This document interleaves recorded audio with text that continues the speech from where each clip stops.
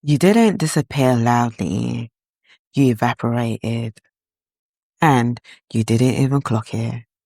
This is when heaven was silent.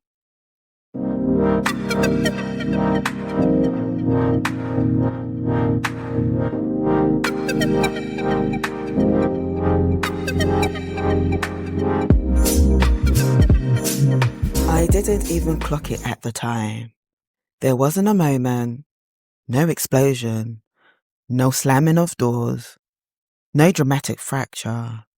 It felt mature. It felt responsible. Even at time, even felt spiritual. And that's what scared me. And that's what made it even more dangerous. Without even noticing, I handed my inner compass to a person who benefited from me even doubting myself. My language changed at first. I stopped making statements and I started apologizing. Maybe I misunderstood. Maybe I shouldn't have even done that. I didn't even mean it like that. I don't even mean it like that. I misunderstood so consistently, I could have opened a consultancy in self-doubting. And that's the unsettling part of it. It felt normal. I replayed conversation at night, not to understand what hurt me, you see, but to work out what I had done wrong.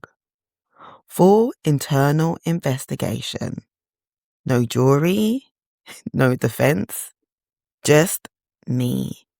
Me prosecuting myself. I rewrote sentences in my head, adjusted tones, rephrased emotion, edited memory, as if clarity was performance and I hadn't just perfected it yet. Hesitation felt normal. Clarity started feeling aggressive. Instinct felt inconvenient. Confidence didn't collapse. It loosened. Thread by thread, until my own voice felt unfamiliar even in my own mouth. Confidence really shatters, you see. It unthreads quietly until you're holding pieces and call it peace. That's how it happens. Not loudly, quietly, respectably, with excellent communication skills. People think emotional control is chaotic. It isn't. It's not always. Sometimes it's calmed, measured, reasonable. It didn't happen like that. You're taking it the wrong way, you see. You're always overthinking. Nothing explosive. Just correction. Correction. Correction. Correction. And slowly, correction becomes definition. Not agreement.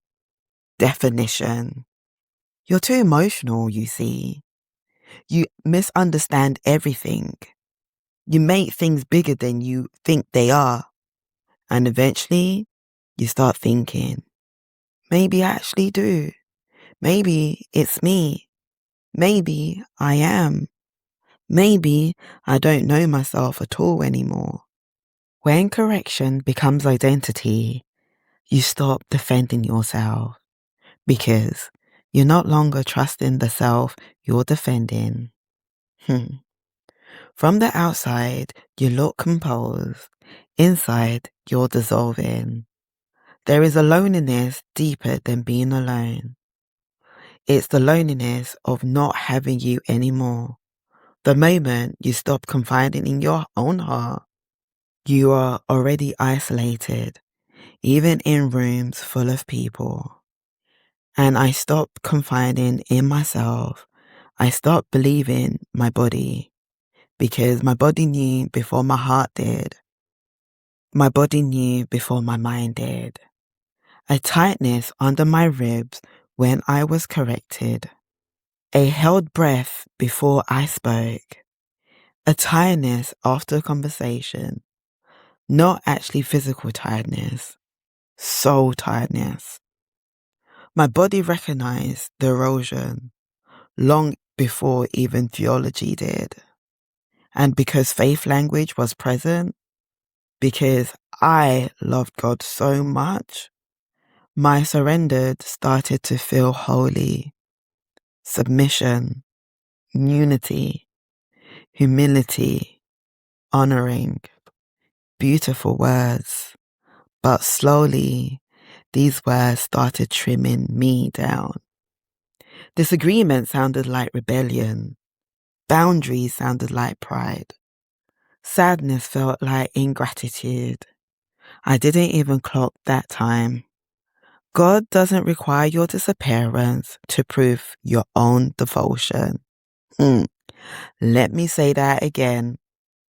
God doesn't require your disappearance to prove your devotion. But I thought silent meant strength. I thought shrinking meant maturity. I thought endurance meant holiness. It wasn't strength. It was survival wearing church clothing. I stopped texting the way I used to. I reread messages before sending them, softening everything. Explained myself before anyone asked. Apologized preemptively. I shrink in the rooms where I used to take up space. That wasn't personality change. That was conditioning. We would talk. I would bring something up carefully. He would reframe it, correct my memory, reinterpret my meaning, and I would apologize. Again, I would walk away at peace, which is very impressive, considering I'll just apologize for something I didn't even actually do. Rise, reframe, repent, reduce. That was emotional abuse. Let me say it again. Rise, reframe, repent, reduce. That's emotional control. When communication becomes survival, you are not longer in a dialogue. You are in a defense. And defense is so exhausting. That's why you feel so tired. Not because you're dramatic, because you're managing threat, quiet threat, articulated threat, reasonable threat. You stop speaking freely, you start speaking strategically, not to connect, but to survive. Then comes isolation, not loud, not obvious. He didn't remove people, he made you doubt. They don't understand you. They're jealous. Your family interferes. So I stopped confiding. Not because I was told to, but it felt safer not to. My world got smaller. While I call it protecting the relationship, being slowly talked out of your reality is abuse. Even when it's calm, even when it sounds intelligent, even when it sounds spiritual, you don't vanish loudly. You evaporate until when your own reflection feels negotiable. Until even when your own reflection, you don't even recognize it anymore. And one day you wake up thinking, maybe I don't know myself anymore. That's disappearance.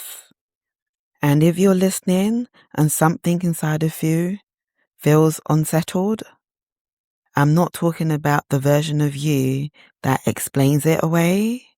I'm talking about the quiet one, the one that keeps thinking, maybe that's me. It's not. You're not weak. You're adaptive. You're surviving something you didn't yet have language for.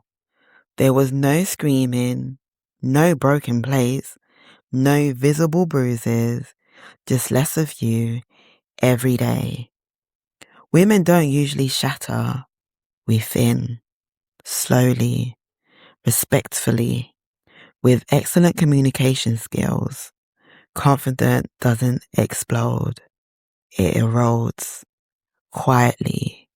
And if something inside of you feels smaller than it used to, pay attention. If you're editing yourself in rooms where you once spoke freely, pay attention. If your instinct feels muted, pay attention. Not to accuse, not to panic, but to honor yourself.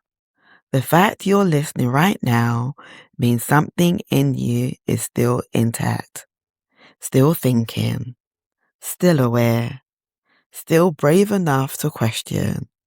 Sit with that. Don't rush to label it. Don't rush to defend it. Just notice it. God was never asking you to disappear. You just didn't know that yet. You're not alone, and your story is still unfolding.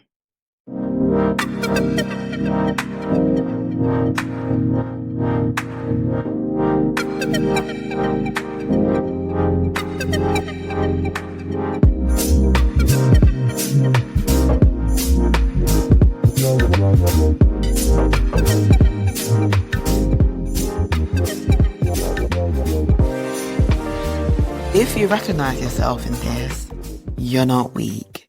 You're waking up, and waking up doesn't mean chaos. It means clarity. You don't have to burn anything down. Just start telling yourself the truth again. God is not threatened by your clarity. He is in your clarity. This is when heaven was silent.